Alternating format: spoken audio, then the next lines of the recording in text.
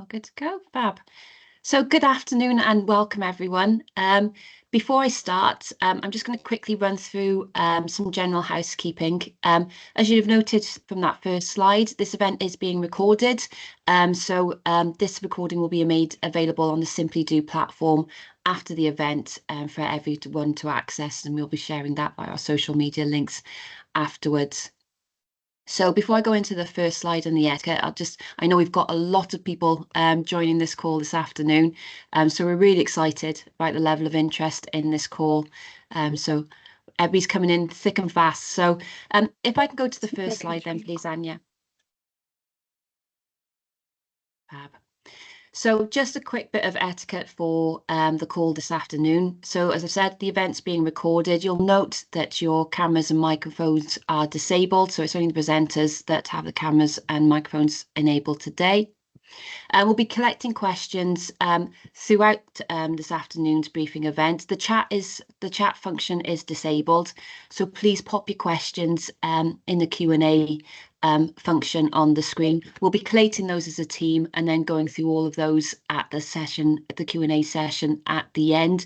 We'll be hearing from a lot of presenters this afternoon, and I'll run through the agenda in a minute, but we want to try to make sure we have the time to go through those presentations, but leave plenty of time at the end for the Q&A with everyone on this call today. So we'll try to go through as many of the questions as we can today. If there are any that we're unable to answer or we don't manage to have the time to get through today, we'll provide responses to those and collect that on Simply Do after today's event. So we're still coming in thick and fast, but I'll carry on to the first slide if that's okay. Anya, if we go to the next one. Lovely, thank you. So we're the SBRI Centre of Excellence. So my name's Kate Williams. I'm a programme manager within the SBRI Centre of Excellence, and you'll also be hearing from Dr. Phil Coles as well, who's our clinical innovation lead. We're really excited to be presenting this, what is a first of a kind challenge for us in collaborating across Wales and Northern Ireland. So we're really excited to be bringing this challenge to you today. Before we hear from all of our presenters today, just want to give you a little bit of background about who we are as a centre and what it is that we do. So the SBRI Centre of Excellence, we're funded by Welsh Government, but we're hosted by Betsy Cadwaladr University Health Board. We work with public sector bodies across Wales to identify their unmet needs, and we work with them to develop challenges that we then put out to the market, like the one you're hearing from today. And we work with funding providers to secure funds for that challenge. And then we also deliver the full project management process as well as part of those challenges. So as part of the challenges as well, we support both the challenge owners and the innovative suppliers with a key focus on collaboration and creating those conditions and helping support the owners and the suppliers to work together to address any barriers and the unmet needs within public sector within Wales. And alongside that as well, we also offer recognised training such as Prince. So it's kind of a broad offer that we have available to us. If I go to the next slide, please, Anya.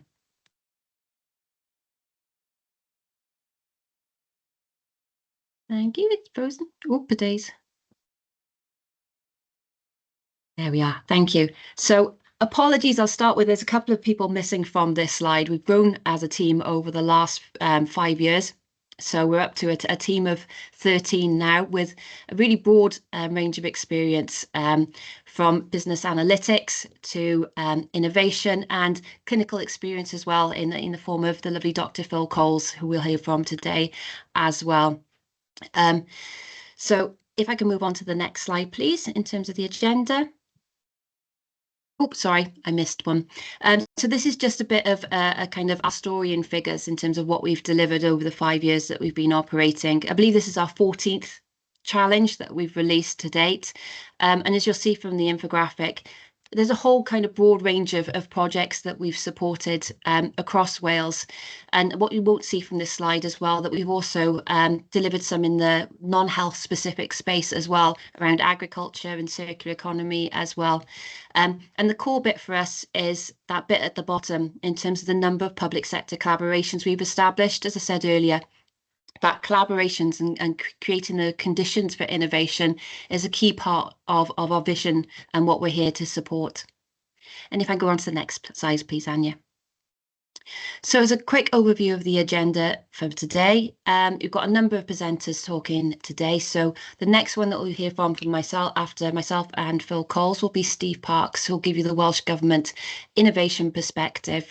We'll then be hearing from Roger Griffiths from the Life Sciences Hub. After that, we'll be moving across to Professor Tom Crosby.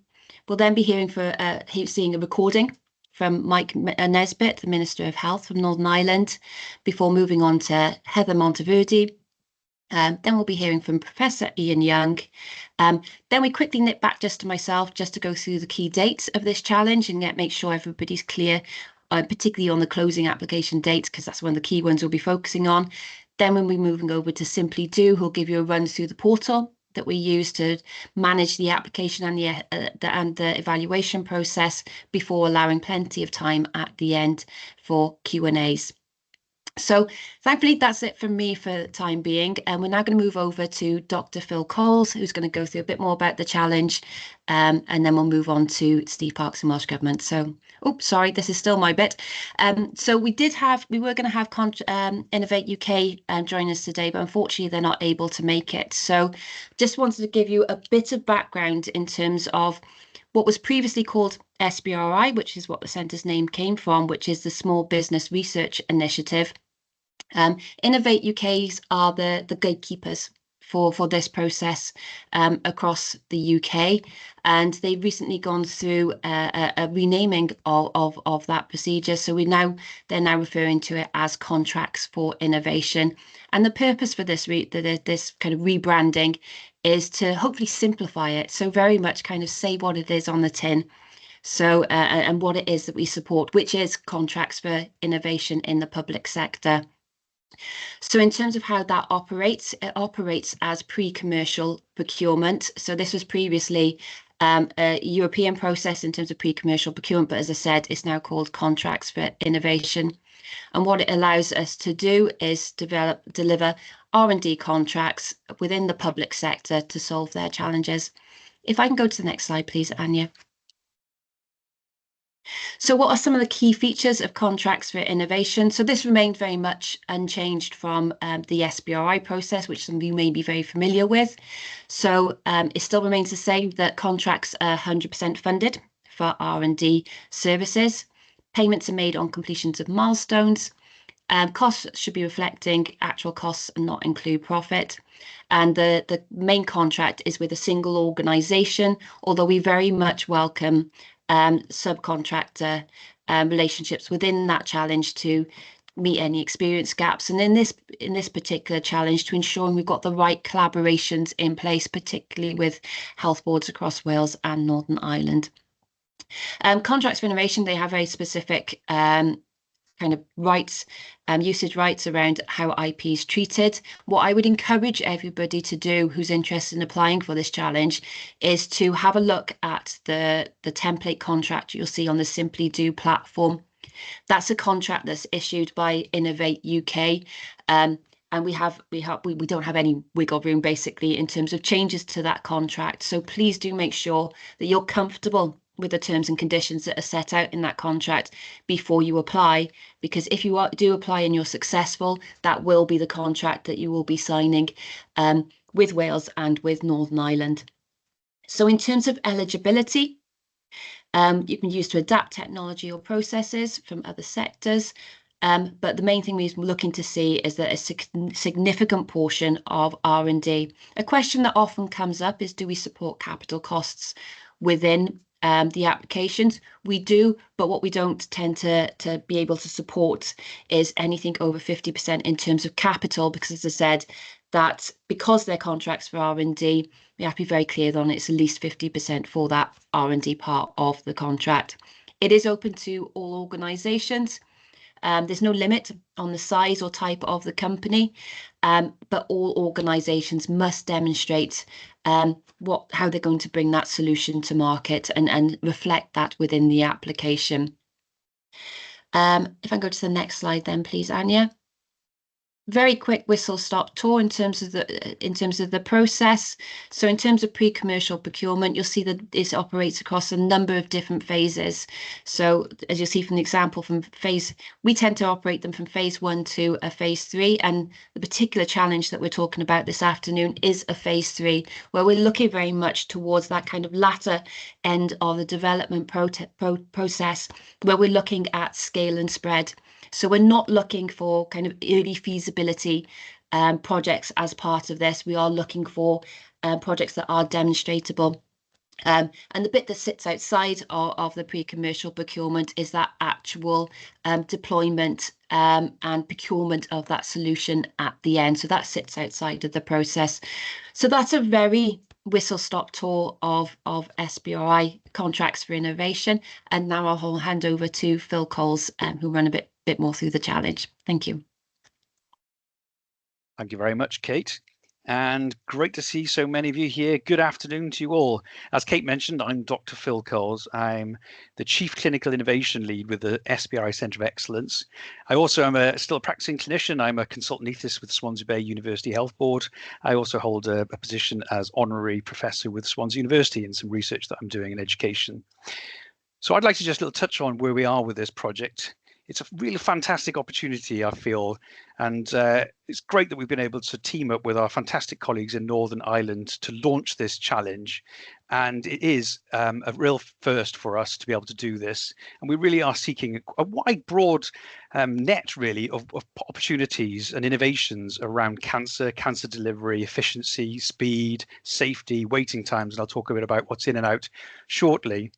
But the interesting thing is that I find with my clinical colleagues that there's loads of people within the clinical workforce that are working within the cancer particularly that are hugely motivated and enthusiastic about improving both cancer care and patient experience, not to mention improved survival and optimizing quality of life. They recognise the limits placed on the existing system and acknowledge that improvements and service developments will only arise through innovation. So I think it's really exciting that we can really partnership with some of our clinical community in collaborative pieces of work. Colleagues, as mentioned, coming up in the presentations, agree that they in Northern Ireland share the same passion for improving cancer services, and it's amazing to have this opportunity for us to work together. As you'll see in the bottom there, we have a very healthy budget, but we want to make sure that we open this out to a mixed portfolio of opportunities ranging from rapid, medium, or even large scale demonstrators, mixed costs within that. So it's really important that you recognize that, make sure your applications are clear on what those costs are, and we'll hopefully be able to slot some successful ones into that mixed portfolio model. Can we have the next slide, please, Anya? What is exciting, I think, about working with the SBRI is it's got a wonderful model for delivering success. And this slide is a good example of where we've been in a successful project. It's got the SBRI Centre of Excellence has got a good track record, and it's an excellent mechanism for delivering these solutions. And it's in its deployment, I think, that it really does come to its fore. This example here is around the IBEX project, which I actually drafted when I had a stint with Welsh Government to put a challenge out to academia and industry looking to improve the outpatient experience and flow into services.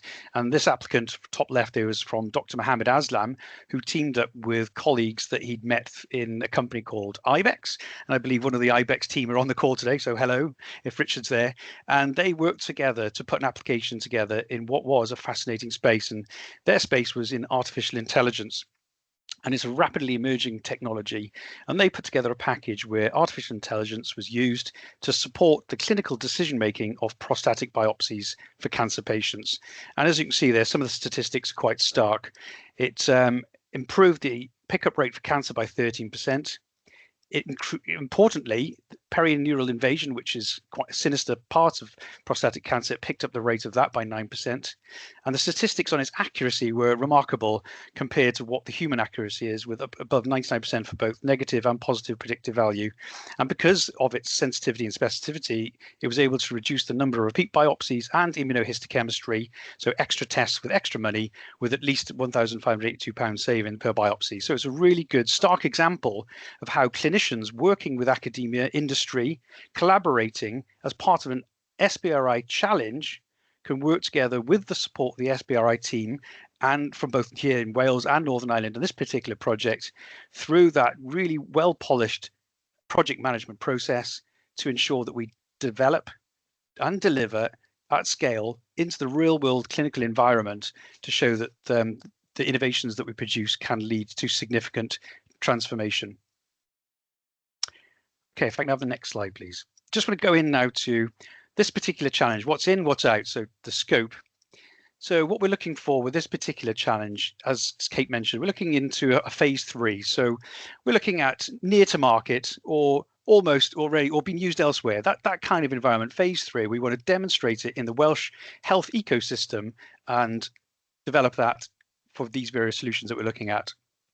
So we're looking for improved efficiency or efficacy in the areas including screening, early diagnosis, faster diagnosis, because we know there's unfortunately delays in diagnosis, particularly in those patients that are booked as routine but come out to be positive, unfortunately with cancer.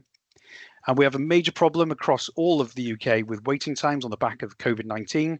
So we're really keen to find novel, new innovative solutions that can help with our waiting list problem.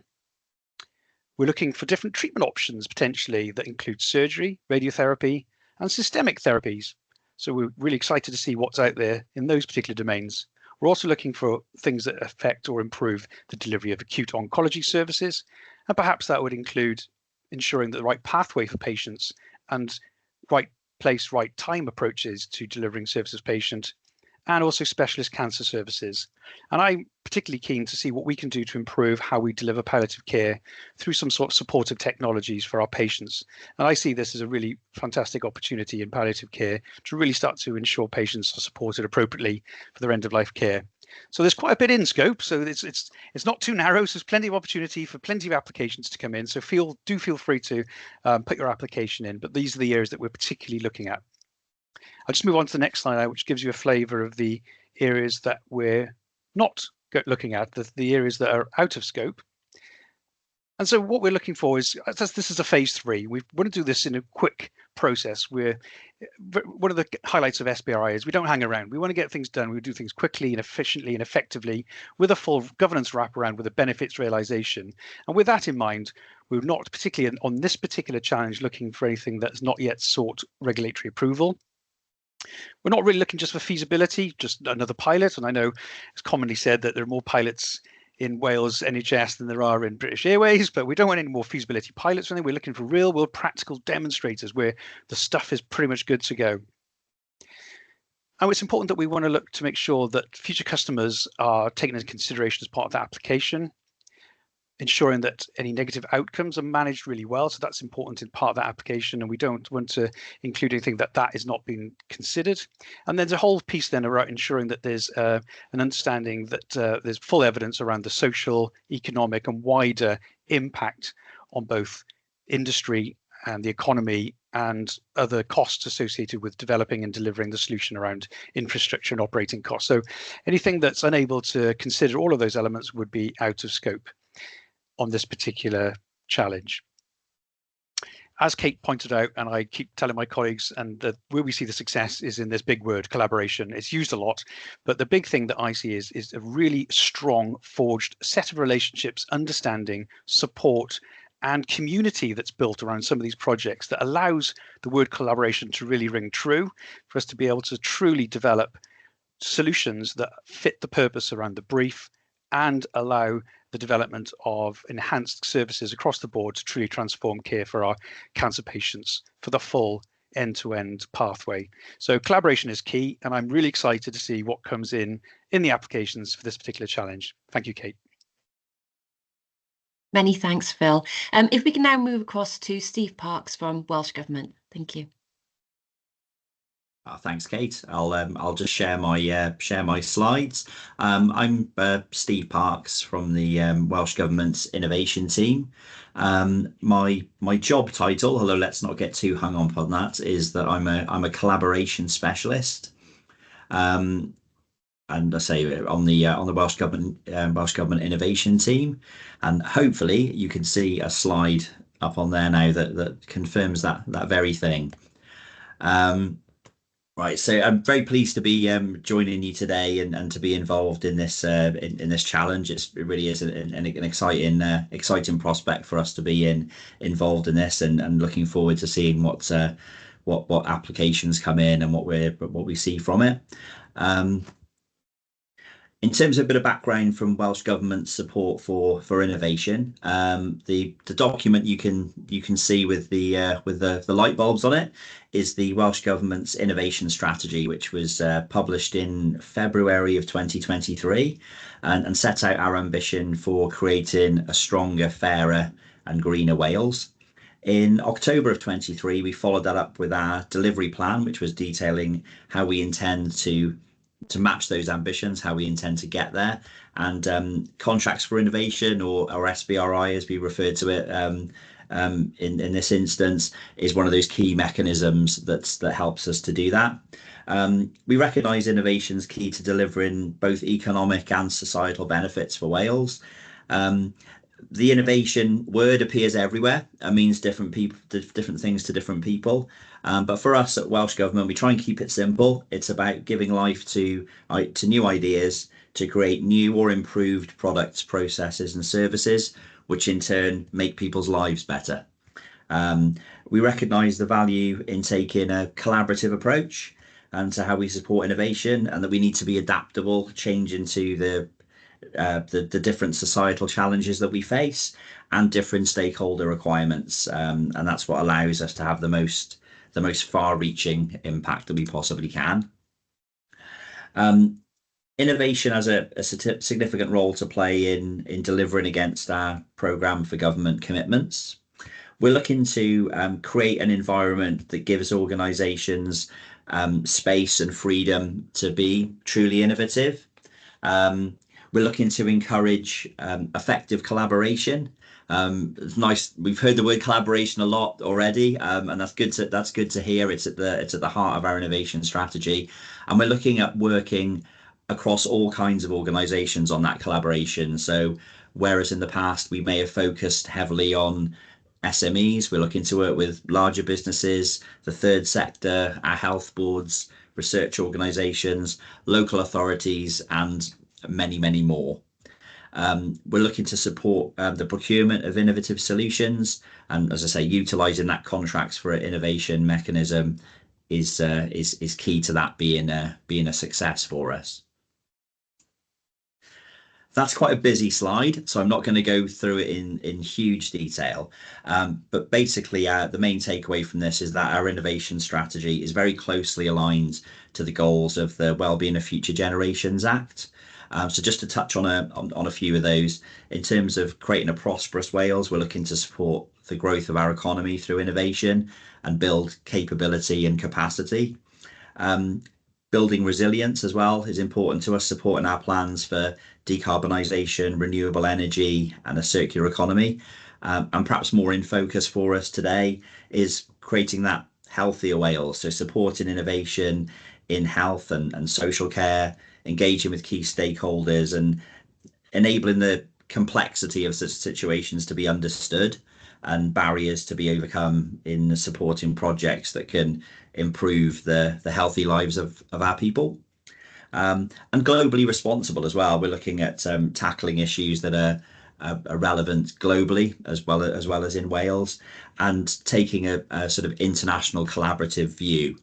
So that means allowing Welsh organisations the ability to be effective on the global stage, and also access expertise that exists beyond our shores to help address societal challenges that we face in Wales. We're looking to grow a culture of innovation, offering flexible support to encourage activity that nurtures effective collaboration, and to truly measure the impacts, which in terms of innovation projects are often long term. So it's not just about quick wins for us, although quick wins are nice. It's about making changes and innovative activity that has benefit for people in Wales that haven't been born yet. So in order to support these objectives, there's a number of priorities that underpin our investments as we move forward. So we've got obviously digital transformation and the decarbonisation agenda, and see health and life sciences being key areas for us to focus our investments on for the benefit of Wales. In terms of our approach to procurement, we're looking to help create a simpler and more flexible system that better meets our country's needs while remaining compliant. Open up some of those public procurement channels to new entrants such as small businesses and social enterprises to allow them to compete for and win more public contracts, and have transparency throughout the commercial life cycle so that the spending of taxpayers' money can be properly scrutinised. So Contracts for Innovation, or SBRI, plays a role in supporting the procurement of that innovation by enabling the public sector to engage with industry during the early stages of development and taking this approach to problem solving that we're looking at today. And we've had success as well. Last chance to show off our approach has worked for us. We've shared what we do with different administrations internationally. So we like to claim to be world leaders in the field, and I think we can do that with justifiably, I think. We've advised UK government on their GovTech Catalyst programme, which makes use of the approach. Our Cardiff Capital region has successfully used the SBR approach to develop innovative solutions. And perhaps most crucially for us, we've invested in establishing the SBRI Centre of Excellence, who are absolutely marvellous in terms of what they do in supporting health challenges and a broad range of others as well, dealing with the complexity and supporting meaningful solutions that benefit all of us in Wales. The approach has been recognised from an award perspective as well, with its work around the rapid sanitising of ambulances challenge and in addressing childhood obesity also. So essentially, from a Welsh Government point of view, it works. We're proud of it. We're very much proud of the partnership with the Centre of Excellence, and I'm really looking forward to seeing where this challenge takes us. Thank you very much. Brilliant. Thank you, Steve. If I can now hand across to Rodri Griffiths from the Life Sciences Hub then, please. Thank you. Thanks very much, Kate. So hopefully the presentation has come up. Is that okay for everybody? Kate, could you just indicate, please? Perfect. Thank you. Yeah, we can see it. Lovely. Thank you, Rodri. Wonderful. Thank you very much. So thank you very much to Kate, Linda, Phil and the team over in SBRI for the opportunity just to highlight the Tackling Cancer programme, which is a relatively new initiative being driven by the now First Minister. And I'll just take a few minutes to go through this, but also to highlight the huge opportunity that is represented by the SBRI challenge that's been discussed this afternoon in a very difficult context, in that cancer outcomes in Wales need to be improved, and there's a clear opportunity to do that, but that requires a cross-sector approach.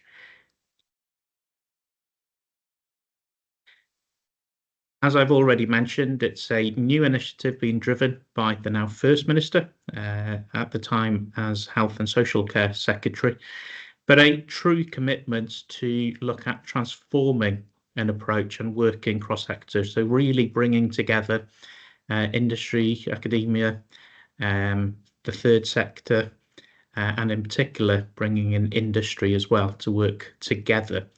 And where that happens, traditionally we see, of course, that things accelerate greatly.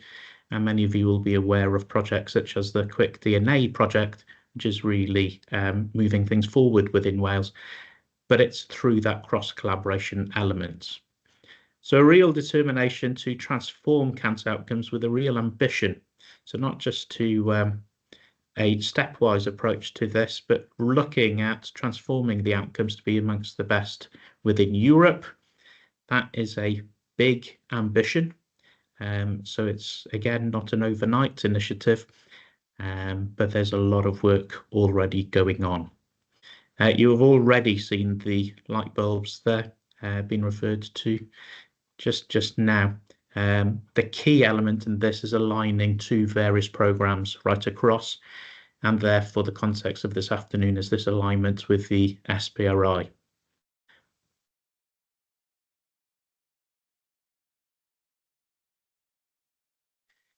Very much it is not about reinventing. There are a lot of programmes already within existence within Wales, and a huge amount of fantastic work being undertaken.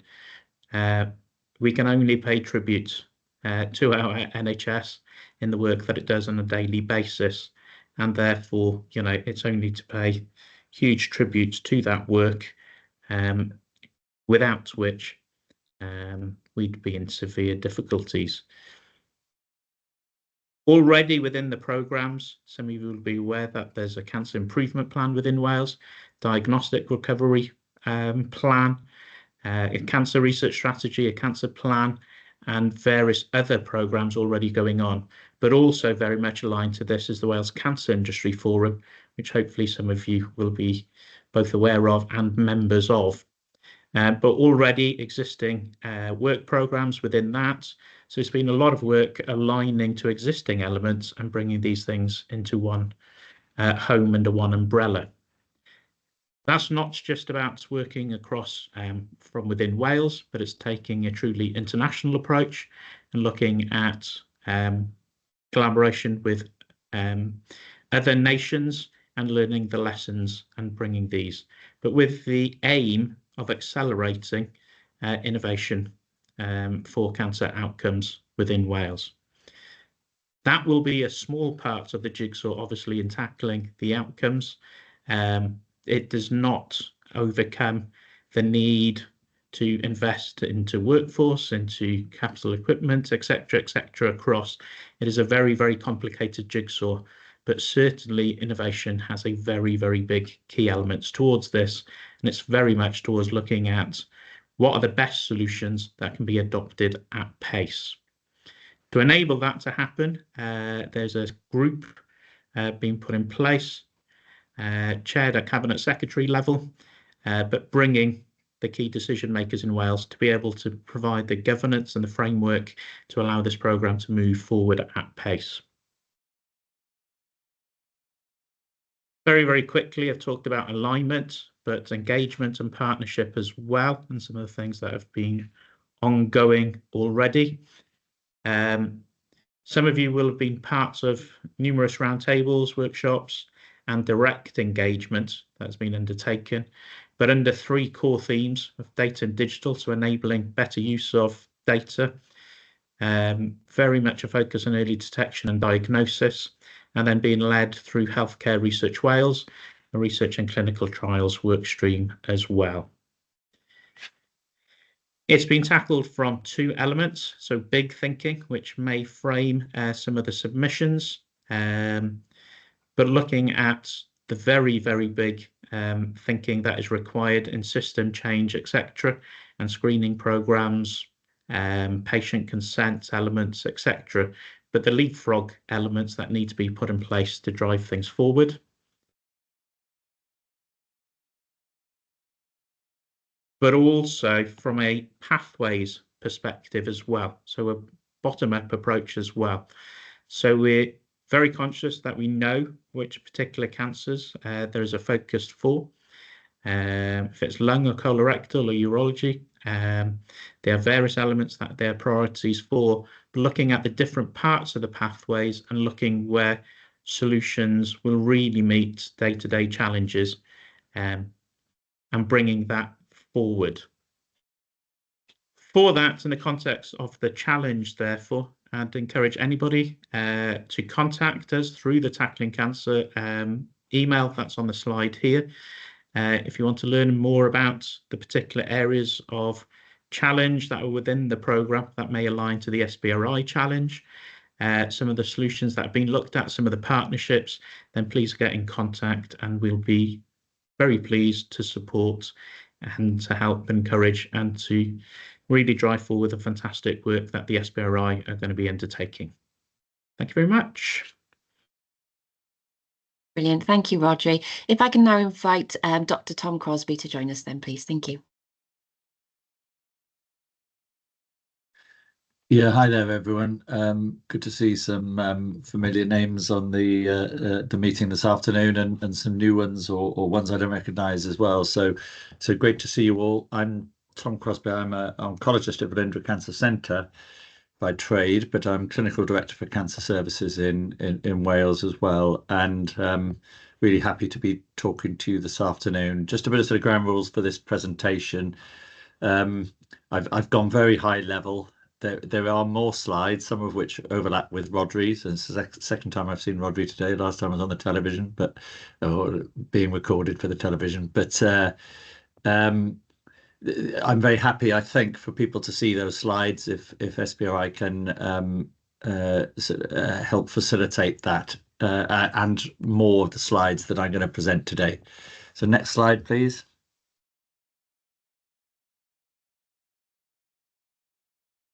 That's not moving on for me. I don't know if it is for others. Oh, yeah, something happened. Yes, so I won't go into this, but this is Wales.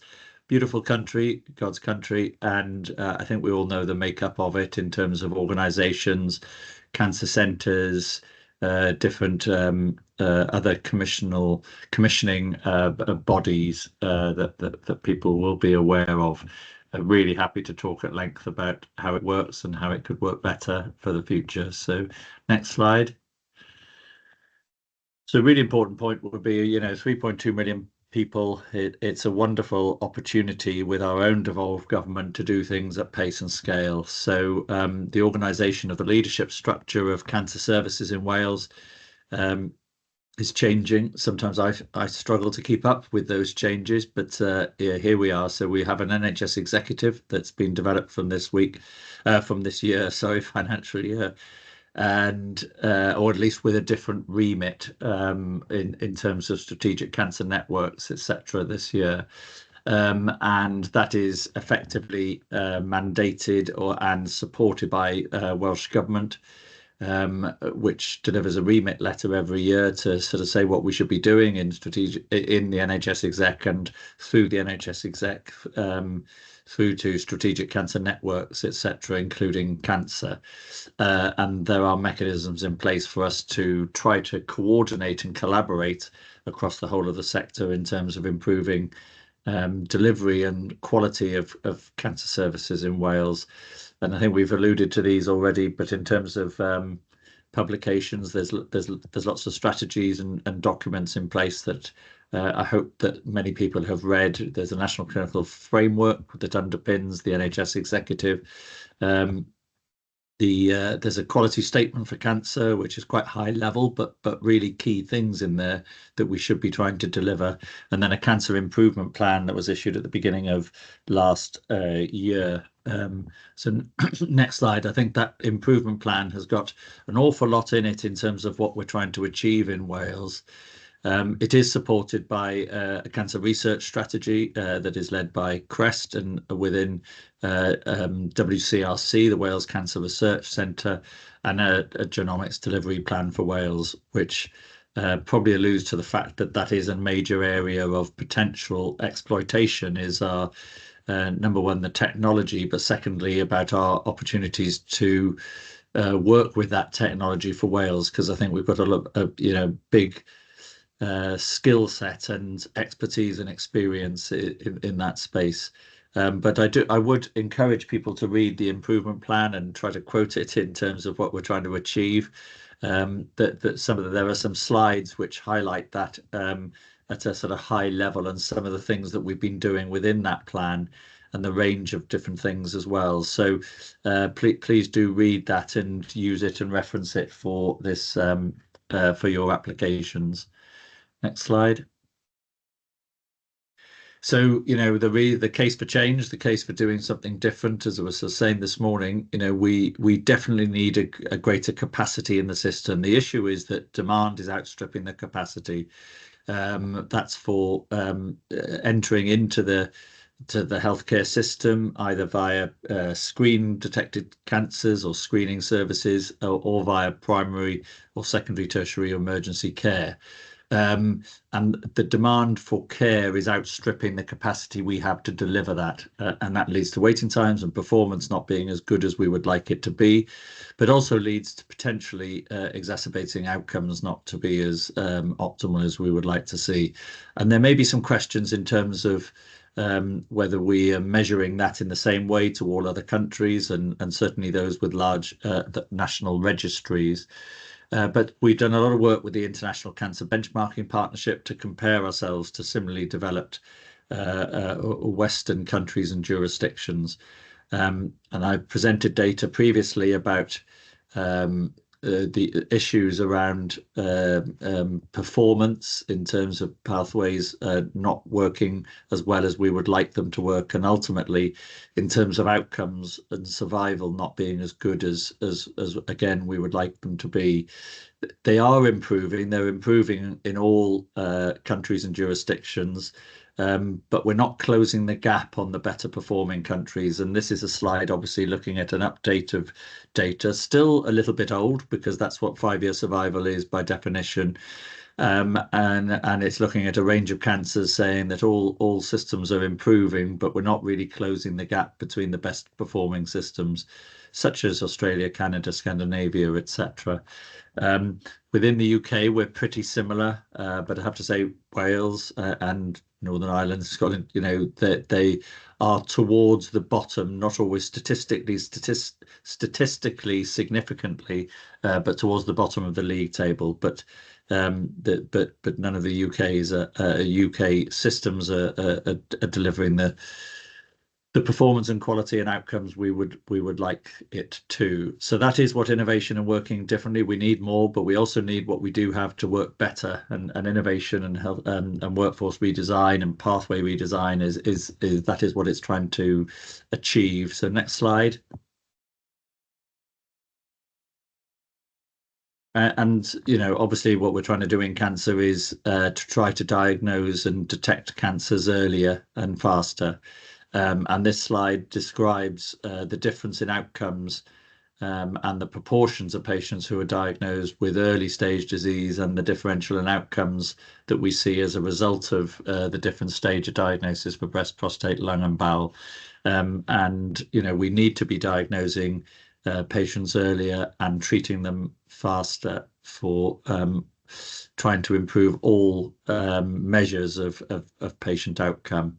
Huge amount of data in this area. At an individual level, makes a relatively small proportional improvement, but at a population level, it really significantly improves outcomes for our population and delivers the outcomes and quality that they deserve. Next slide. So, we've heard a lot about this demand and capacity and the gap between the two. Although Phil mentioned that there is no doubt that the COVID pandemic exacerbated that issue, and we're all not working the same way. We don't feel as cheerful of post-pandemic as we did before, but it was starting before that as well. We've encouraged more patients to come forward, primary care to refer more patients. That's all leading to demand and a falling conversion rate, i.e. the numbers of the proportion of those patients that actually turn out to have cancer. But put the right thing to do, but putting more demand on diagnostic and treatment services. So that's been a fairly much a steady line prior to the pandemic, including that dip in terms of patients presenting during the pandemic, but increasing both in incidence and increasing demand for services consistently over the last 7-8 years. Next slide. So this is a sort of cancer improvement plan. It's got an awful lot of detail in here in terms of what should happen. I don't think there should have been many things new there. If I take an example of unscheduled care, acute oncology, there are nice standards around what should be developed. We developed a service specification for that. And so the improvement plan is more asking the organisations where are they in terms of that delivery of something they should be doing already, and how do we build that into the planning structure, their IMTPs for delivery, and ensuring that that's done in a consistent way across Wales, reducing healthcare inequalities. So please do, as I say, read this plan. Next slide. The combination of the improvement plan and the quality statement demonstrates what I've said. We need additional capacity, but we also need to work differently as well. And it's not an either or. We need greater capacity, more workforce and more machines. but we also need to use that workforce and those machines in a more intelligent and smarter way. Workforce redesign, stuff around data and intelligence, which is really important. We need a continuously improving system, which involves research, development, and innovation, but also this collaboration. We want people to work together for a One Wales approach wherever possible. So we want to innovate, improve, and implement. We've heard today we don't want to hear necessarily about more pilots and British Airways or pilotitis. Where we're really sort of struggling is adopting at scale across Wales for some of the things that we do demonstrate work that are of value. So we want that continuously improving system, but we also want to adopt at pace and scale. So really excited to be part of this challenge to the community to come forward with ideas that they have. So next slide. I think I'm almost there. Yeah, so thanks very much, everybody. I doubt I've got time for questions, but I'll defer to SBRI to see whether I've got 1 or 2 minutes now. I definitely have to leave by 2 o'clock for another meeting. I know you were trying to do questions and answers all together. And there are more slides looking at the whole pathway, some of the bits that we've been doing already that people are very welcome to see and collaborate with. But I'm not sure who's going to then determine whether I've got a couple of minutes for questions. Kate, is that you? You put the camera on? Yeah, I think in terms of the questions coming through at the moment, I think they're kind of more general to the challenge. Yeah, So yeah. I think we can leave you off the hook for now. But if there are any follow-up questions, we'll certainly wing those across to you after the event, if that's okay. And just to say, if you're happy for us to do so, we can add your slides to the Simply Do page for people to access afterwards as well, so they can go through the more detailed slides, in their own leisure, if that's okay. I think if you could just email me, Kate, and ask again, I'll just go through them and make sure they're all fine. I'm sure Lovely. they are. I think the only ones Brilliant. missing were ones that Robbie presented. So thank you, everyone. Lovely. Thank you, Tom. So we've heard from the Welsh perspective so far, so now we're going to move across to the Northern Ireland perspective. And for our first part of that, we've got a video recording from Mike Nesbitt, who is the Minister of Health in Northern Ireland. Apologies if the recording's a little bit quiet. What we will do is, again, add that to the Simply Do platform separately afterwards. So if it is a bit quiet, hopefully you'll be able to re-listen to that after the event. It should be audible though, so we'll give that a go. But as I said, we will share that afterwards. Anya, are you happy to pop that up on the screen for us? And after that, we'll be hearing from Heather Monteverde from Northern Ireland as well. Thank you. Good afternoon, and thank you for showing an interest in this small business research initiative, Cancer Challenge. I'm very excited by this initiative, and I'd like to thank colleagues in Wales for agreeing to partner with Northern Ireland in the initiative. Cancer, as we know, is the main cause of mortality, both in Wales and here in Northern Ireland. And unfortunately, our most recent published statistics show that fewer than 30% of Northern Ireland patients started their cancer treatment within 62 days of an urgent GP referral. This undoubtedly has a huge impact on outcomes and quality of life. Unfortunately, these statistics are symptomatic of a health service which is under extreme pressure. The way in which we currently deliver health and social care services simply cannot continue. We must look to innovative solutions to help us to deliver better care for patients. Many of those solutions may already be available, and this Cancer Challenge provides us with an opportunity to test them and determine which should be adopted into core services. There needs to be a relentless drive to improve the efficacy and efficiency of diagnostic tests and treatments, and getting the right care for the right patient at the right time. We must also develop sustainable services through the adoption of new technologies, workforce innovations, and treatments. This challenge seeks to deliver emerging and near-to-market innovations with proven safety and efficacy for real-world testing. This will lead to earlier, faster diagnosis, a reduction in waiting times, and improvements to the efficiency and efficacy of treatment and palliative care support. Cancer impacts on everyone from all backgrounds and from all communities. So it's essential that everybody has equal access to the health and social care services that they require. The Northern Ireland Cancer Strategy seeks to ensure that everyone in Northern Ireland has equitable and timely access to the most effective, evidence-based referral, diagnosis, treatment, support, and person-centred cancer care.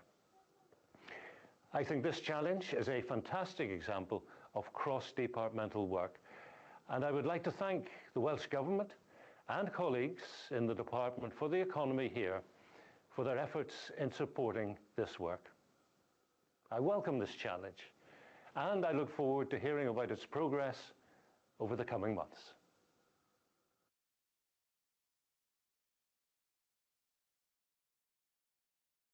Excellent. If we can now move across to Heather Monteverdi, please, from the Department of Health. Thank you. Okay, good afternoon, everyone. So Northern Ireland has a population of 1.9 million people, served by 2 cancer centres, the Northern Ireland Cancer Centre based in Belfast and the Northwest Cancer Centre based at Altnagelvin Hospital in the Northwest, which interestingly has a cross-border component and provides radiotherapy services to patients from the Republic of Ireland. In addition, there are 3 other cancer units across the province. So in essence, we have 5 health and social care boards with either a cancer centre or cancer unit in each of those.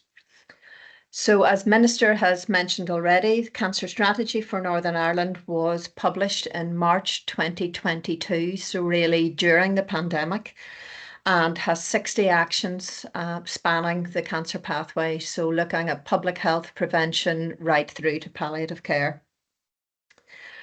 So kind of next slide, please.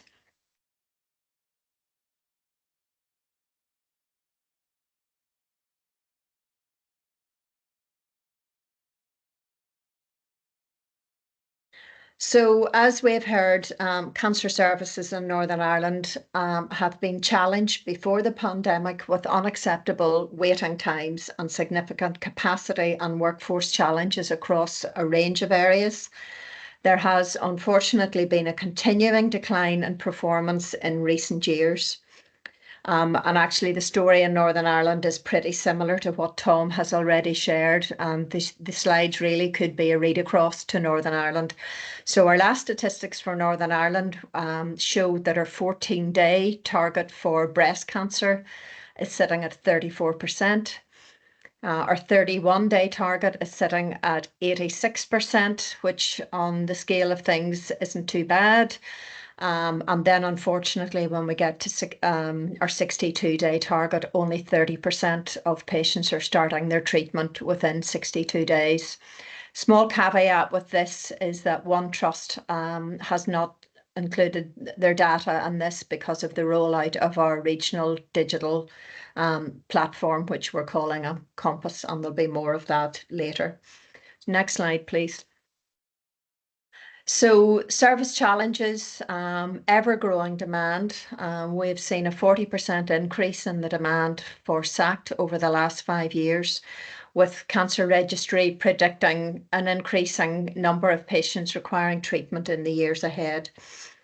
So what we know is that Cancer Registry are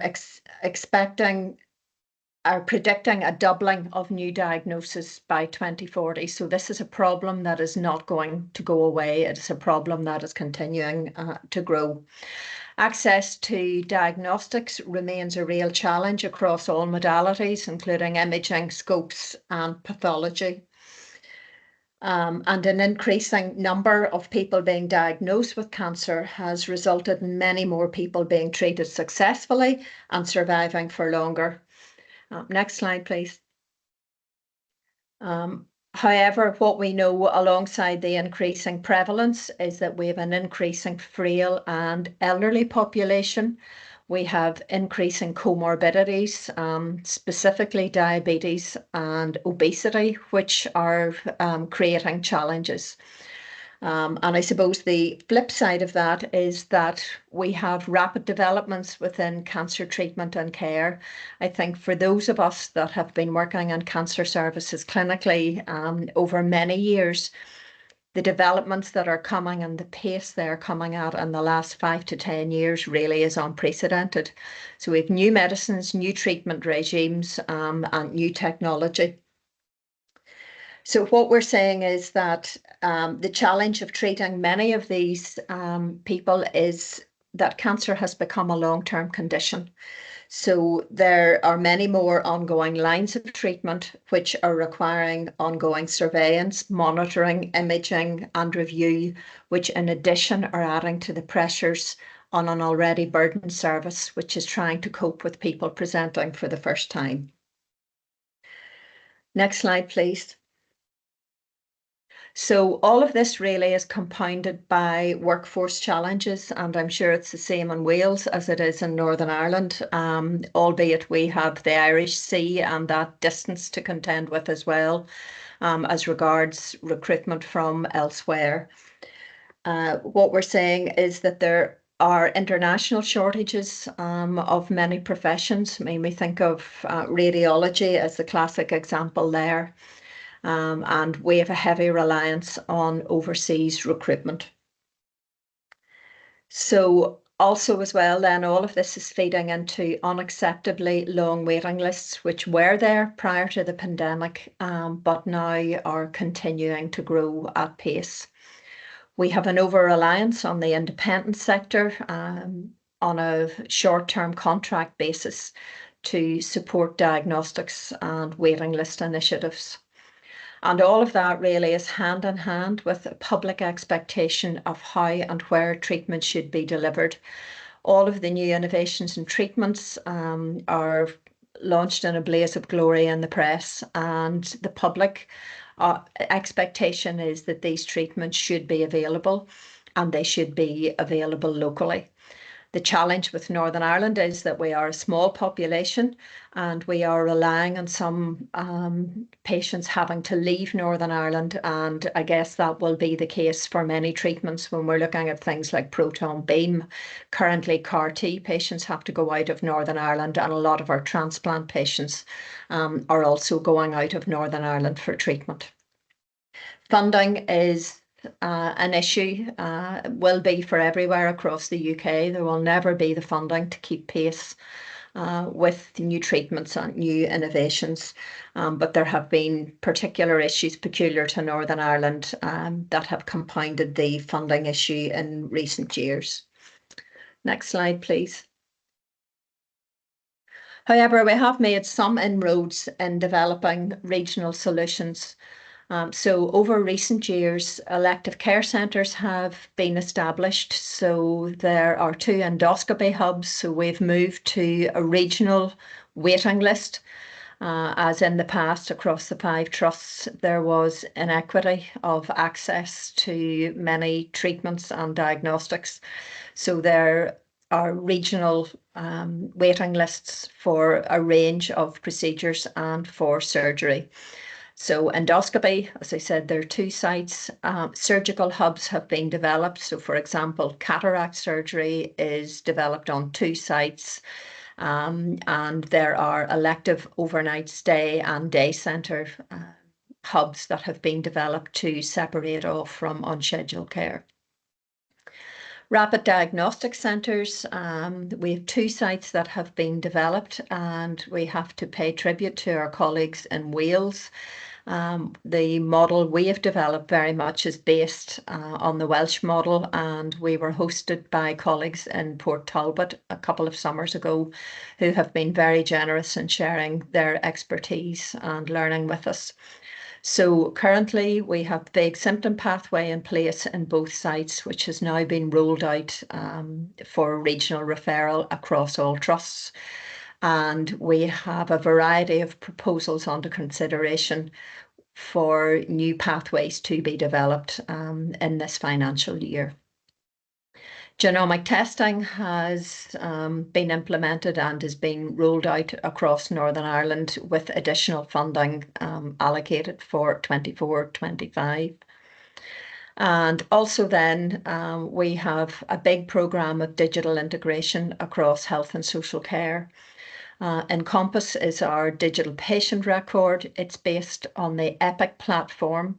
So it has been rolled out in 2 of the 5 trusts with a plan to have all trusts on that system by June next year. So that will give us the unique opportunity of all patients in Northern Ireland across all trusts being on the same digital record. There also have been digital innovations for both imaging and pathology systems, so that we have regional systems for both across Northern Ireland. So next slide, please.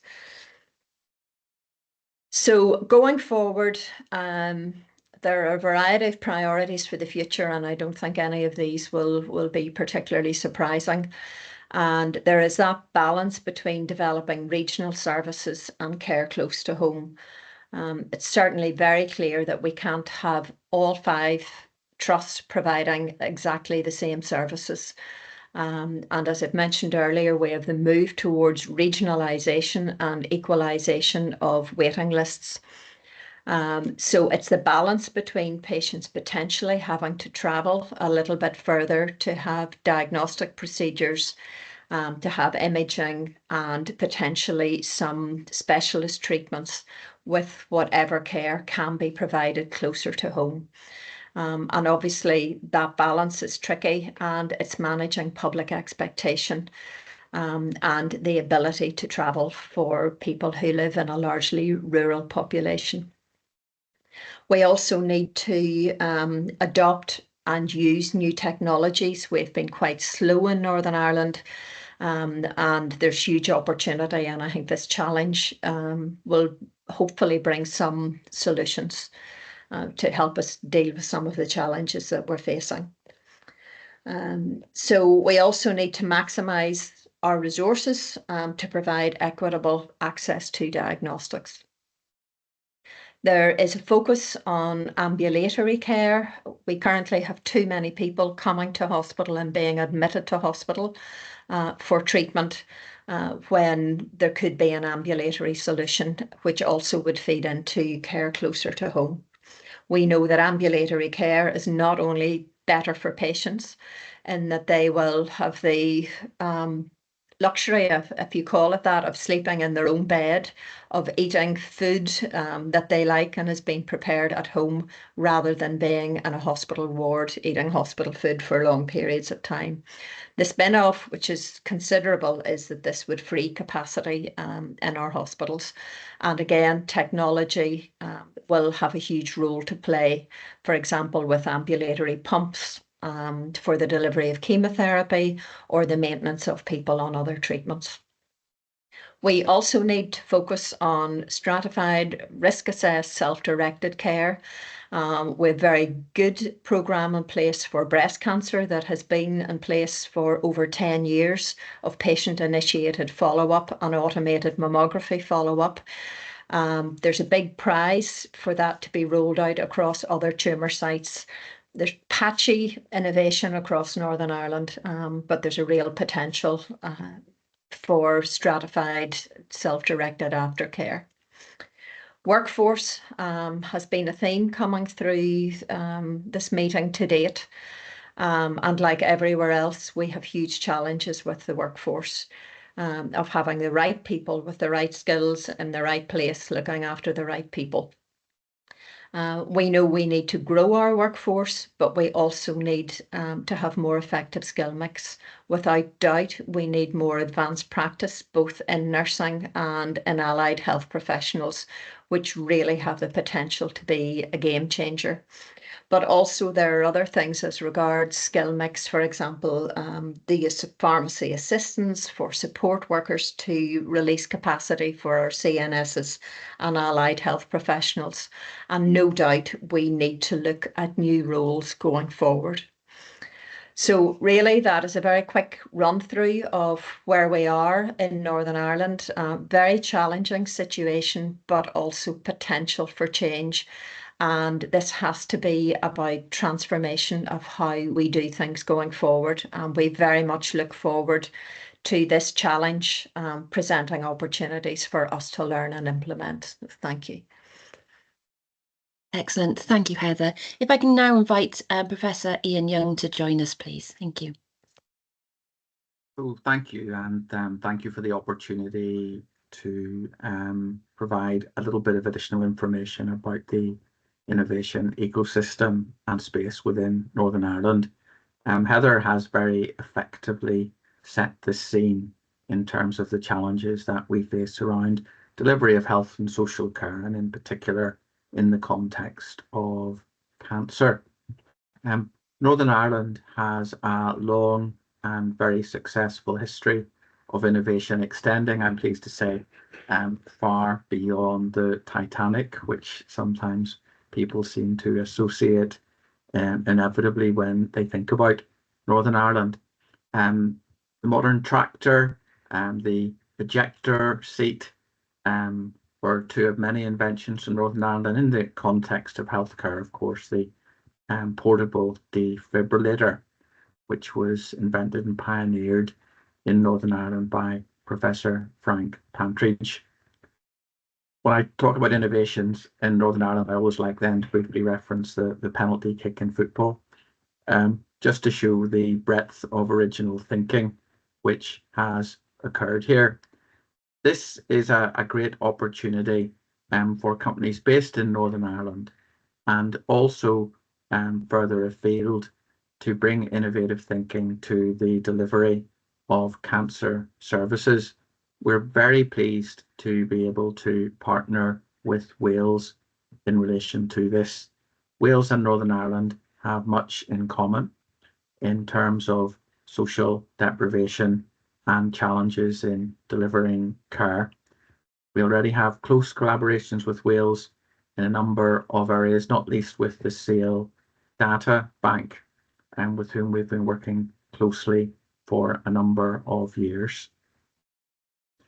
Northern Ireland Government has just released its draft programme for government yesterday, and that has a particular focus on three themes: people, prosperity, and planet.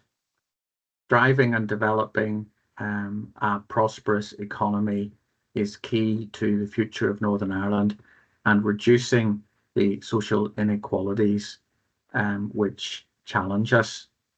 In particular, there are some shorter term focuses for the next year, which I'm sure will extend more broadly. And one of the foremost there is dealing with the waiting list problems which we currently have and which Heather has referenced.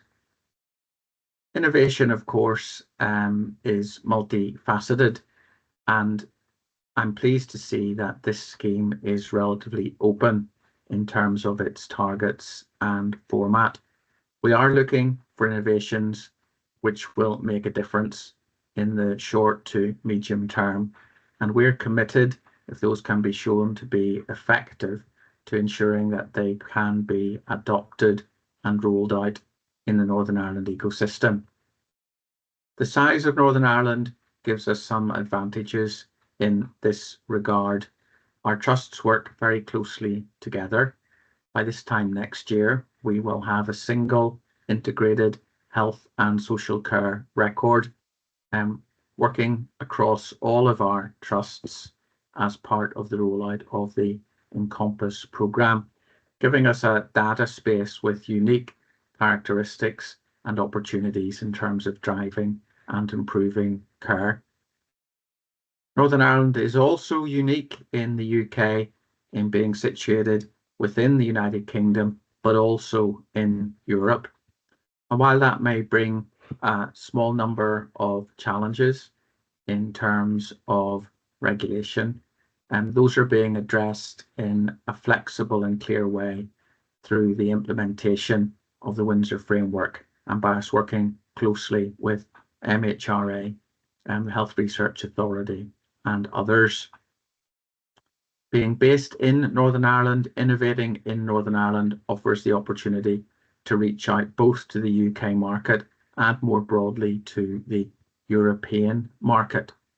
And that will be a major selling point, I hope, for future investment in the Northern Ireland economy. There is close working in Northern Ireland between the Departments of Health and Departments of Economy, both of whom are fully engaged in the SBRI initiative. I look forward to many high quality applications through this programme and will look forward in due course to those being rolled out to improve the delivery of our services and to make a real impact to our patients and population. Thank you. Excellent. Thank you, Ian. And thank you to all the speakers that we've had this afternoon. I think they've all provided an incredibly valuable context around the challenges around cancer in both Wales and Northern Ireland. Andrew, if I could just ask you to pop up on the screen just the key dates for me just to run through, just to make sure everybody's aware of the timescales that we're operating to. I will apologise, they are challenging timescales, and I appreciate that the application window isn't that long. It is only 4 weeks, so the applications close on the 27th of September. There's many different reasons for the rationale in terms of the short timescales of this challenge. Part of it is the funding rounds that we have to operate to, but I think also what you'll have heard from the presentations that we've had this afternoon is that there is a level of urgency in terms of getting these solutions into our health services to improve, the diagnosis and the treatment of individuals with cancer. So the closing date is at 12 p.m. on the 27th of September. I've highlighted that 12 p.m. We won't be able to accept applications after that date. And what I would encourage everybody to do is to not leave it till the last 5 minutes before they submit. If there are any problems and you have left it very close to 12 p.m, unfortunately, there's very little that we can do to help you with that. So please don't leave it to the last minute, because then you will have some time to raise any problems that you may have. And when we move to Simply Do after this bit, they'll be able to run through how exactly you do that. In terms of other dates that we have, so the application scoring will happen very quickly after the closing date. So the application scoring will be commencing the week commencing the 7th of October, with the hope that we'll be able to shortlist and agree the shortlist and notify applicants hopefully by the 11th of October. What I will say is that these dates can change. It all depends in terms of the number of applications that we receive, and also in terms of any moderation that might be required in terms of coming to that final decision of who to shortlist. Ideally, we will hope to hold a meet and greet with the shortlisted applicants. We always find that's a valuable experience to hear more about the projects and ask some key questions. If we are able to fit that in with the timescales we've got, we will confirm that date with those who have been shortlisted. Our hope is that we'll reach a decision by the week commencing 14th of October, with the aim that contracts will be issued within that week as well.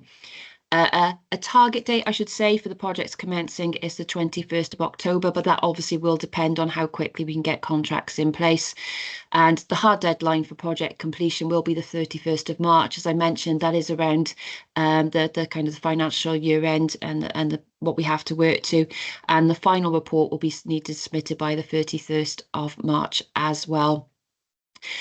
So now I'm going to pass you over to Bojan from Simply Do, who will run through the Simply Do process and give you a bit of guidance on how that works. Many thanks, Bojan. Thank you, Kate. So I'll take over from here. I'll just quickly share my screen with everyone, and hopefully you'll be able to see it now. Right. Yes, we can. Thank you. Thank you. So once you follow the link that has been distributed, the Simply Do click link, you'll then be taken to this page. So this is what we call the challenge brief page. And in here, you'll find all of the information related to this challenge. So there'll be information about what's in scope, what's out of scope. You'll be able to see information about the funding, project details information, as well as the key dates table that Kate has spoken about. Now, it's important to highlight that under this briefing event section, you will find a recording of today's session. So it will be uploaded after the session's over. And down here at the very bottom, you will find some useful links and documents which could be downloaded, such as contracts, FAQs, So yeah, make sure to take a look at that as well. Now, after you've read through everything, just scroll down to the very bottom and click on this big red button here that says create your idea. Now, once you do that, you'll then be taken to this page right here, which is the login page.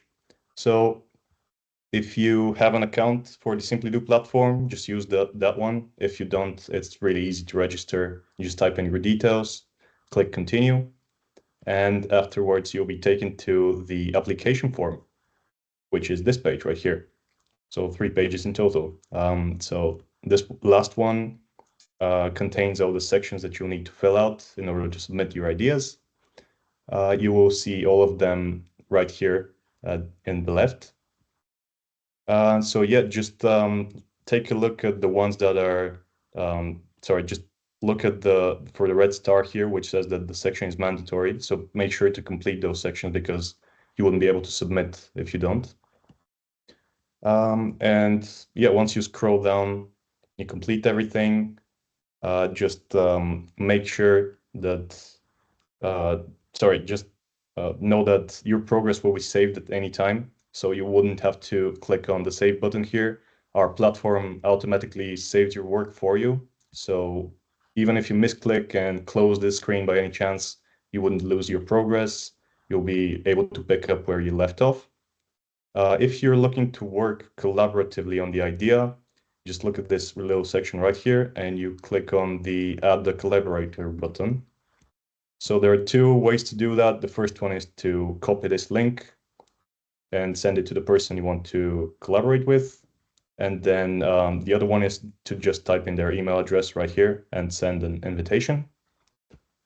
So once the person sees this link and registers, they'll be then able to just view this screen as well and work on this idea with you. Only other thing to mention is please keep in mind the deadline, which is the 27th of September, as Kate mentioned, and make sure to scroll down to the bottom once it's ready and just click on the submit button here. So please submit because otherwise we wouldn't be able to see your idea. If you experience any sort of technical issues during your submission or during your idea creation, just click on this big blue button right here at the right, and you will then start a conversation with one of my colleagues. We're always happy to help. Please get in touch with us if you have any sort of questions. And I think this is pretty much it in terms of the platform demonstration. So I'll hand back over to Kate. Excellent. Thank you, Ryan. Anya, if I could just have the slides up just 1 minute, just want to share a couple of links that were within that last but one slide. So I think a number of the questions that are coming through today are around collaboration, and rightly so. So what we've also set up in order to support those collaborations, we've set up a Microsoft form, which people are welcome to submit their details within in terms of their organisation, potentially what solution they're looking at, and the potential collaborations that they're looking for in terms of that health collaborations. If you enter your details on that form, what we will then do is share that list with both Northern Ireland and Welsh health organisations as a means to hopefully support those collaborations in a very fair, open and transparent way. So we will pop the links in for that on Simply Do. Actually, the form's already on Simply Do, so please have a look on there and enter your details. What we've also got as well is a guidance video on YouTube that gives you some hints and tips about how to complete that application form. So please take a look at that. Hopefully there'll be some very useful stuff within that for you to look at. And obviously the actual link for the challenge brief and the application you'd have already seen hopefully within the chat. So I think that's the end of the presentations. Many thanks again to everybody who's taken the time to join us on this call and to share their knowledge around the cancer issues across Northern Ireland and Wales. So now I'd like to open it up to questions. So I think colleagues Faye and Anya are going to hopefully let us know some questions. If not, Faye, I can just run through them one by one. If that's useful. I've got them ready, Kate. So I've tried to group Okay. a few of the questions together, so a lot of the themes are kind of the same. So I think there's quite a few questions to start with around the collaborative element of the call. So the first question from Tim, just about the timelines being short in terms of the collaboration. Very keen to, but the timelines appear incredibly short. Sometimes just the signing of the data transfer agreement can take longer. Is it expected that these things are already in place prior to funding starting, and will there be support in arranging that? And then just to follow on, Sally's also asked a similar question, that we don't need to have a healthcare partner in place by the deadline. They work with a number of trusts in England but don't have relationships in Wales or Northern Ireland. And a similar question from Nadine, do we already have to be working with people in Wales and Northern Ireland? So I guess, Kate, if you could cover that. I'll try my best. I'll try my best. So as I've said just now, we have got a form that we're trying to help find a means to introduce potential solution providers. We do note that the timelines are quite challenging, and unfortunately they're unavoidable. So our ideal position is that we will have projects that have existing collaborations in place, and the reasoning for that is so that they're able to progress with that project very quickly upon contract awards. I think we've said within the challenge brief, if they're not in place, once you've kind of gone through that initial assessment process, we will do what we can to help support that. In reality, if there are existing and very strong collaborations that can be evidenced as part of the application form, they are likely to score higher within the process. And that's a kind of round of the delivery team and their ability to progress quickly within that challenge. But as I've said, once we've seen what the assessment, what the applications are coming through, and we've done that initial assessment, if there are gaps, we will do what we can to try and support that. But ideally, we should have, applicants should have some sort of relationship, even if it's a letter of support, signifying that they're interested and supportive of your project. That's kind of what we ideally be looking for as part of that application process. So I hope that's helpful. As I said, we will be using that form to share contact details, but we do recognise that it is a challenging timeline. Unfortunately, that is unavoidable. Hopefully that answers the question. Yeah, I've put the link to that the form that should be in the Q&A for people to find there. Thank you. Just keeping on with the partnerships, there's a couple of questions. One from Basirat: do we have to pilot in both countries, or are learnings from one country transferable to the other? And a similar question from Lindsay: understand you're looking for scalability from this work, aim to deliver in Wales, but afterwards can the scalability be for other parts of the UK as well as Wales and Northern Ireland, or is it restricted to those two areas? Okay, I'll pick those two apart if that's okay. So as we said at the beginning of this call, this is a first of a kind for us. We haven't operated in this collaborative method for a SBRI Contracts for Innovation challenge previously. Our ideal position is that we'll have projects that can be tested in both Northern Ireland and Wales. But what we also don't want to rule out is anything that plays to the strengths of either Northern Ireland or Wales. So, for example, if there's something that Northern Ireland are very well positioned to take forward quickly, and Wales aren't quite there either in terms of the existing technology or kind of systems that are in place, then we wouldn't want to rule that out. So it is kind of, we're going to have to wait and see what comes through. Our ideal position is projects that can be demonstrated in both, so that we've got that comparison of how do these solutions work across different systems and different health boards. But as I said, we kind of have to wait and see what the applications come through.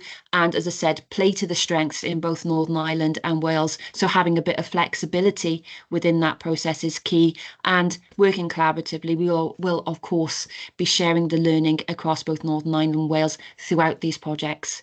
In terms of the scale and spread, obviously the focus of this challenge will be on scale and spread within Northern Ireland and Wales.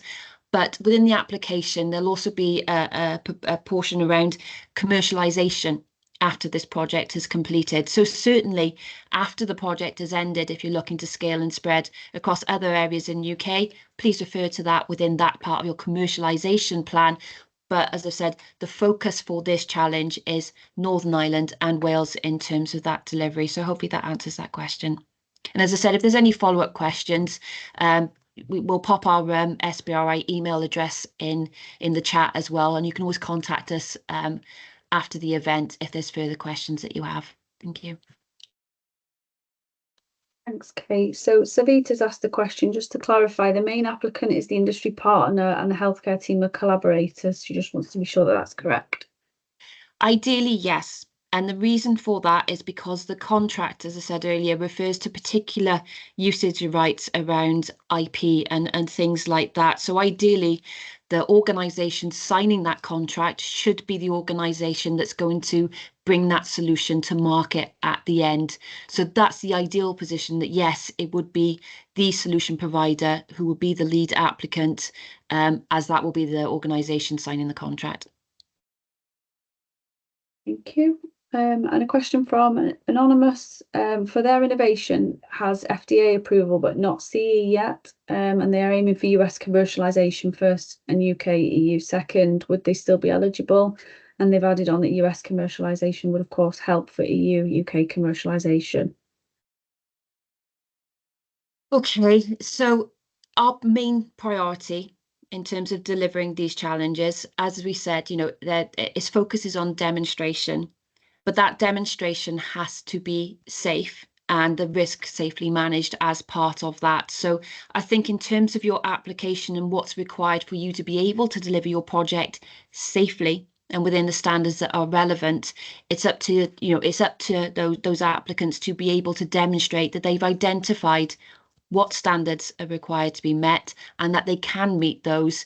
For an example, if it's a solution that's actually going to be tested in a patient environment, obviously it's going to have to meet the required standards to actually be able to do that safely. So that's our key priority in terms of assessing, kind of what standards need to be in place, is can we have a certain level of assurance and be able to manage the risk that actually if we support these projects, they can be delivered in a way that is safe and will hopefully mitigate the risk to individuals. So hopefully that makes sense. So it's not kind of a hard and fast rule, but it's kind of what do you need to operate safely in that environment, and can you evidence that you've got that in place to be able to commence these projects quickly. As we said, it's a short window for delivery.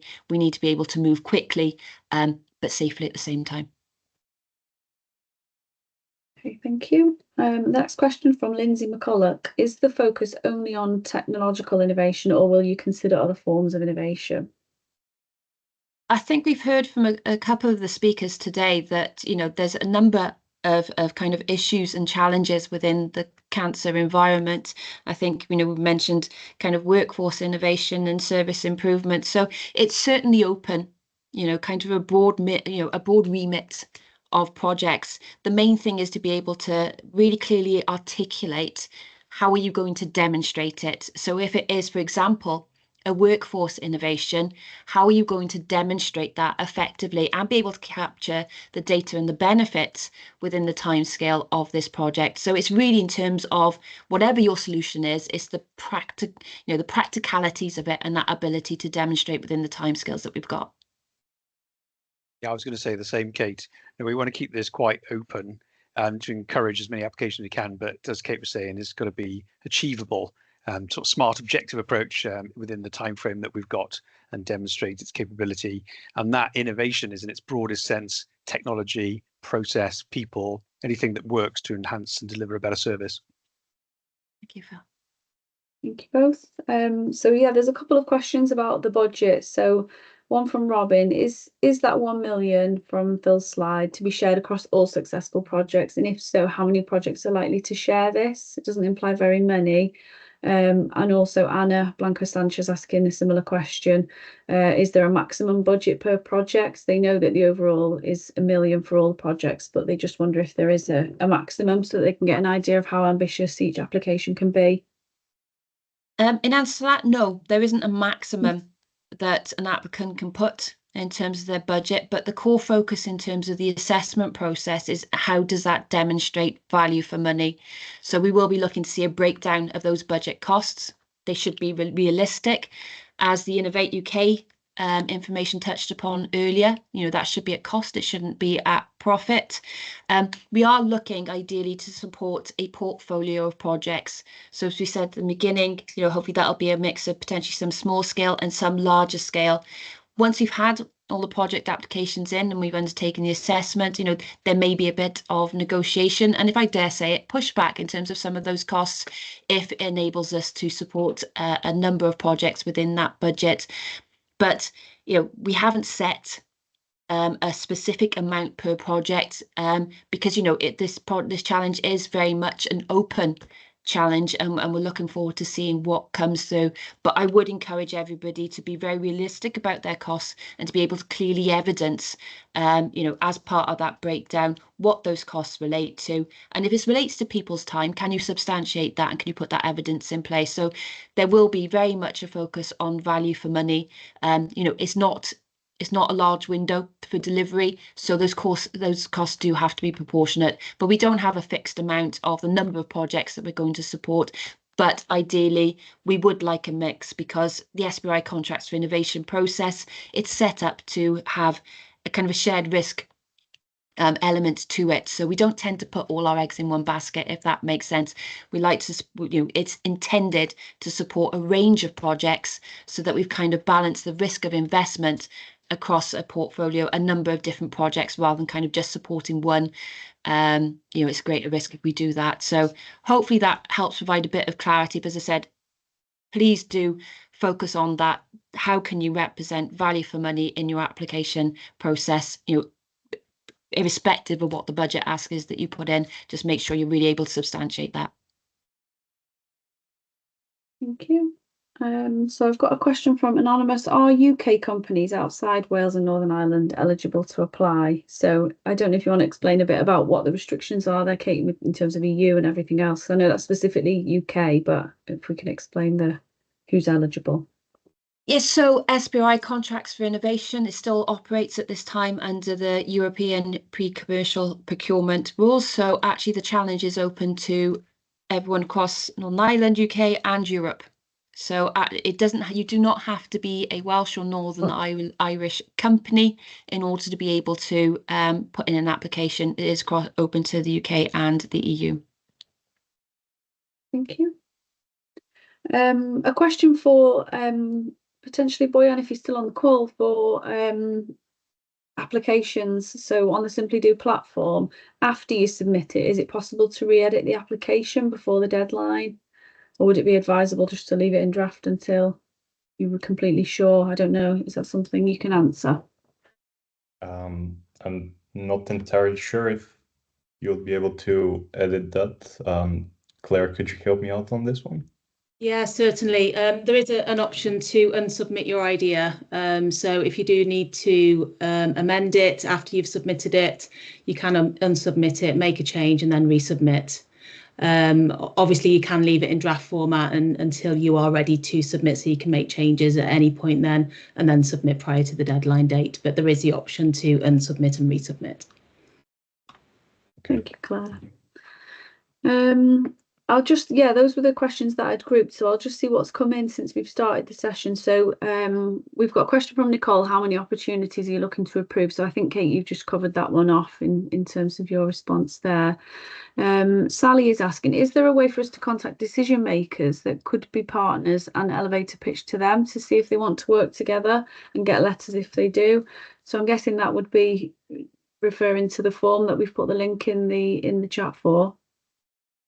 Yes, please. And then there's a box within there that allows them to kind of put a bit more of a description around what they're looking for. So actually, if they're looking for particular people in certain kind of areas that are able to make decisions, then please put that within the description part, just so people know what it is you're looking for.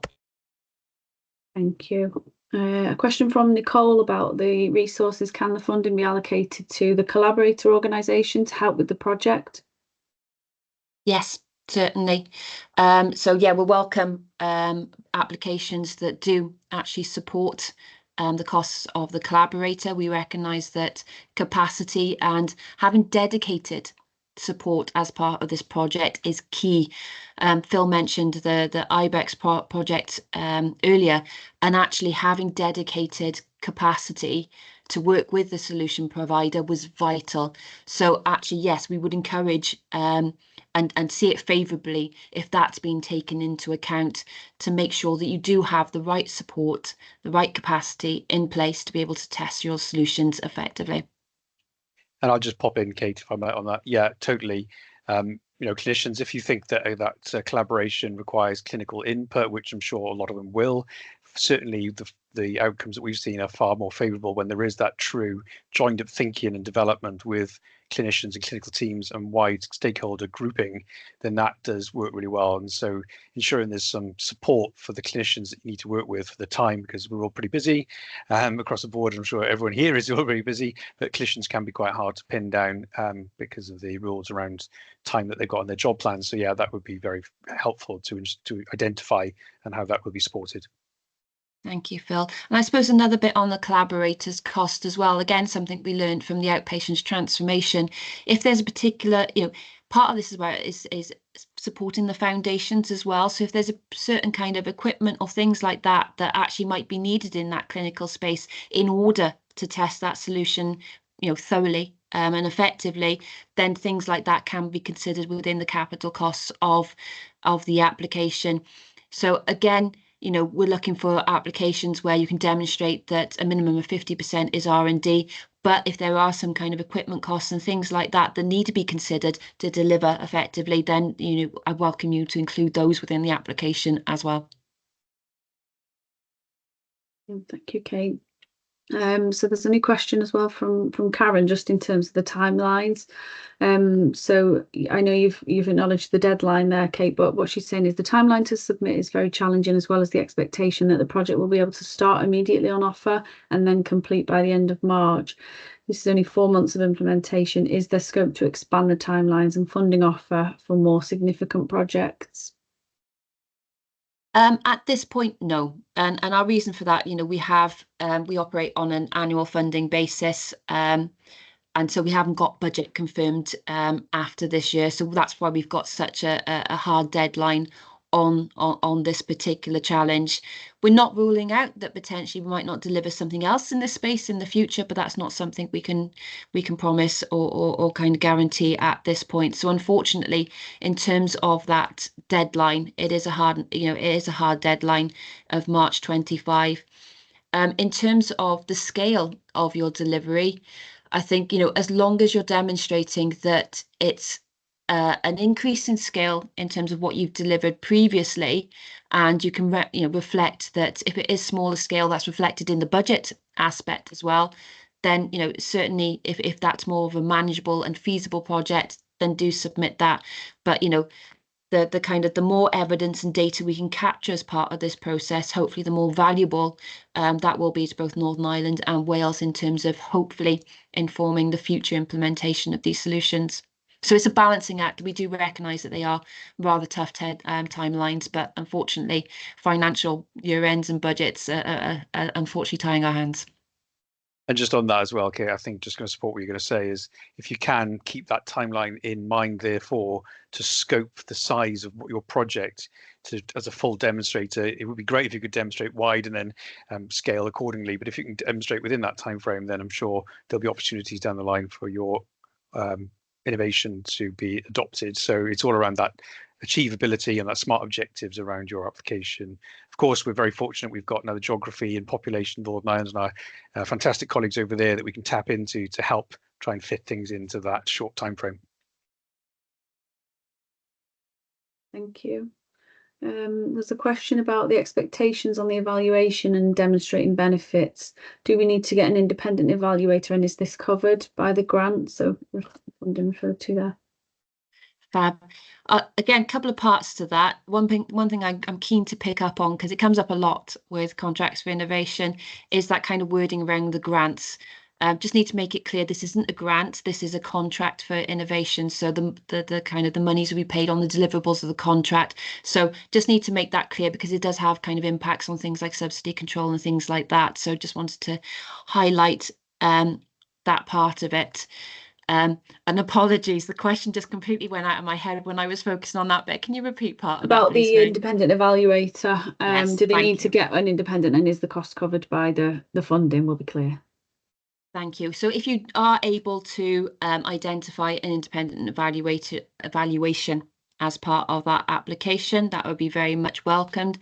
And yes, that would have to be within the costs of the breakdown of that.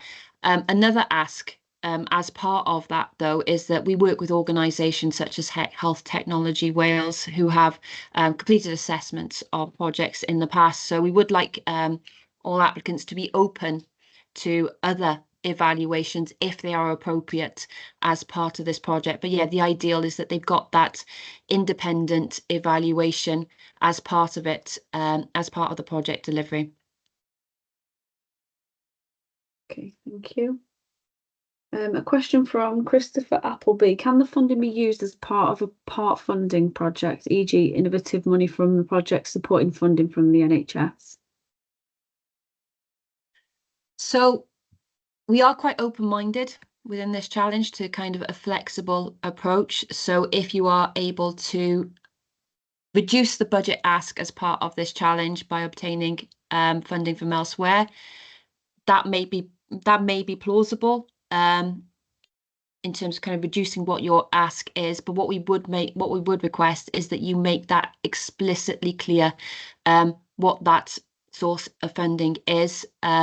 And what we're keen to do in terms of, we're responsible for public funding, so we have to make sure there's no duplication in terms of delivery. So, for example, what we've seen in the past is if you've been supported by an Innovate UK funding process, what we're not looking to do is repeat what you've done as part of that. So there has to be an element of separation in terms of deliverables. If you're able to clearly articulate that, that's certainly something that we can consider. But what we ask all applicants to do is be very upfront in terms of what other funding they are accessing, and making that clear within the application. I think there's a proportion within the application to state that as well. So we are very flexible, but we've got to be very mindful of not duplicating public funding. Thank you, Kate. So there's another anonymous question, well, broken down into two questions. First one, what's the maximum fund we can apply for? So I think you've covered that. And then the second question, can a UK company use the funds to demonstrate clinical data and commercialisation in a country outside of the UK? No, I think is the answer to that one. Sorry. I think in terms of, the funding that is available is a contract to deliver that project within Wales and or Northern Ireland. So if you were looking to deliver that work elsewhere, if there's data you've already collected as part of previous work, then that informs this project. That's something different. But actually, if you're looking for this funding to pay to deliver outside of Wales or Northern Ireland, I'm afraid it would be outside of this project, because we are looking to see how does your solution work with the systems and the cultures and the wider services within Northern Ireland and Wales. So it's really about that demonstration on the ground that can evidence the benefits that it can have in Northern Ireland and Wales. And if your commercialisation looks outside of UK after the project, that's fine, but you cannot use this fund to demonstrate this project elsewhere. Thank you, Kate. I don't know if we need further clarification on this question. So I've got one from somebody in the chat. We expect to receive health economic data in a month's time, not immediately, but we have demonstrable evidence from other NHS users in the meantime. So we wanted to know if this will be a deal breaker. I think that would be a useful one to follow up with via email, if that's okay, because I'm not sure I'm 100% getting the context of that. Because in terms of the evidence that we're looking for as part of this is the evidence that you capture in the delivery of the project. Obviously, we're interested in terms of, what have you been able to demonstrate to date with your solution in terms of that being able to be in a good position to scale and spread, but the actual evidence that we're looking to build and collect as part of this project will be in the delivery. So if I'm misunderstanding that question, please do pop us a separate email, just so I can kind of understand the context of that a little bit more, if that's okay. Thank you, Kate. I've just popped the in response there. I've put our email address in there, so if any responses go through there.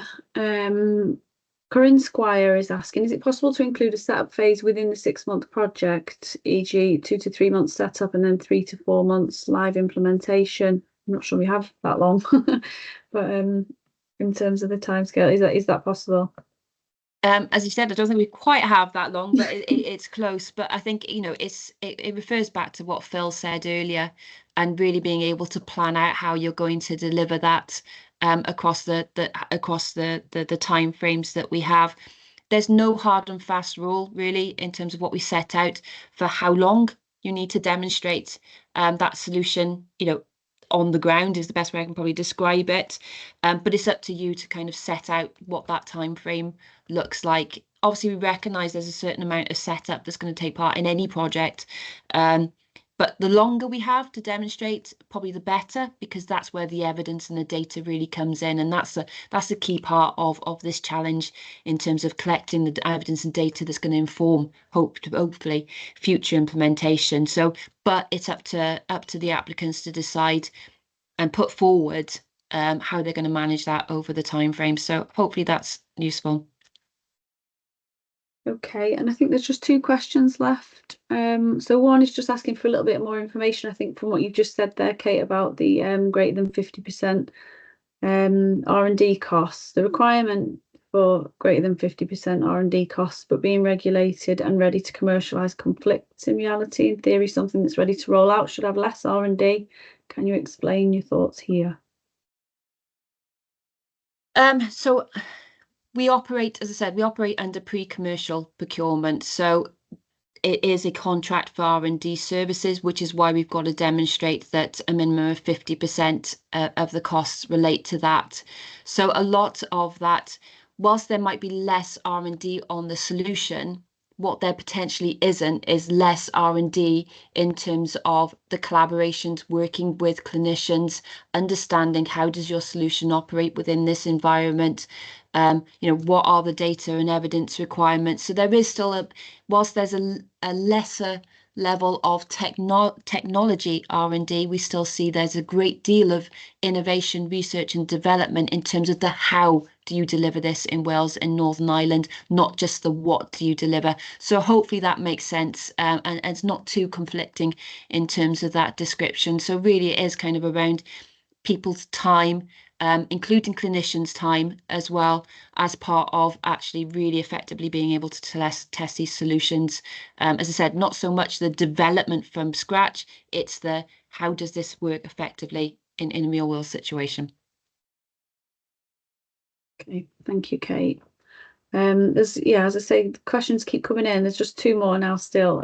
So someone asking what the timescale for the project is and can it be extended? I think we've covered that. So obviously 31st of March and no, we can't extend. And then finally, and I think it's a follow-up from a previous question, can we work with you directly as a manufacturer, or do you require a third-party service provider for this project? So again, that might be useful to follow up with via email, because when it says, can we work with you? Obviously, the contract is with us, but you'd be working, you know, potentially with a health board organisation within Northern Ireland and or Wales. So yeah, can you follow up with that via email if that would be great, just so I can make sure I'm understanding the context of that one, if that's okay. All right, I've put the email in for that person.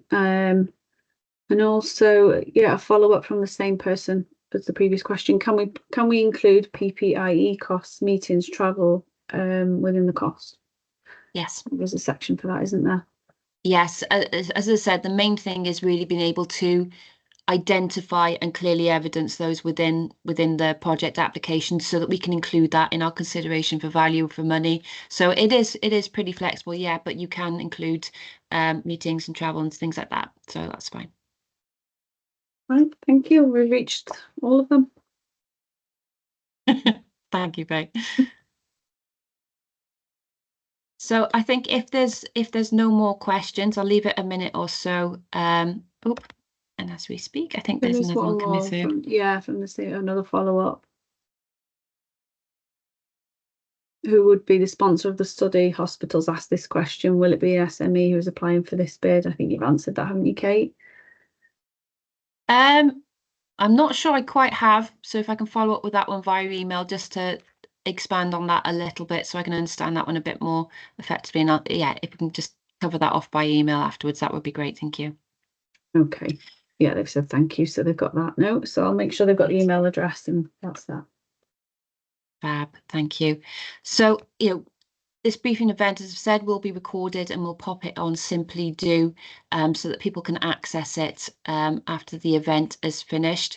But what I'd also encourage, if people do have questions they haven't been able to ask today, or if we haven't covered those as effectively as we need to within this call, then I'd encourage you to drop us an email, and we can always follow up with you that way. So hopefully you'll be able to see it from the Q&A bit, but just to cover off, our email address is sbricoe@wales.nhs.uk, and I think all that information was in the challenge brief as well. So just to kind of reiterate, the closing date, it is a hard deadline of 27th of September at 12 p.m. So please don't leave it to the last minute. Another important part I want to reiterate is make sure you read the contract before you apply. By applying, you are agreeing that those are the terms that you're willing to abide by if you're successful in receiving funding. Again, the link has been shared for the Microsoft form for us to hopefully help promote your interest in this challenge and hopefully connect you with suitable health organisations. We acknowledge, they're not direct introductions. Unfortunately, in a part of the process, we're not able to kind of really kind of facilitate those introductions at those points. But hopefully, that Microsoft form is a very hopefully easy and transparent way of us making sure that everybody is able to kind of access those details. I think there might be another post just coming in. Oh, no, it's thank you for your time as well. I really appreciate everybody who's joined this call. It is an exciting opportunity for Northern Ireland and Wales, and we're really hopeful that we get some fantastic applications through.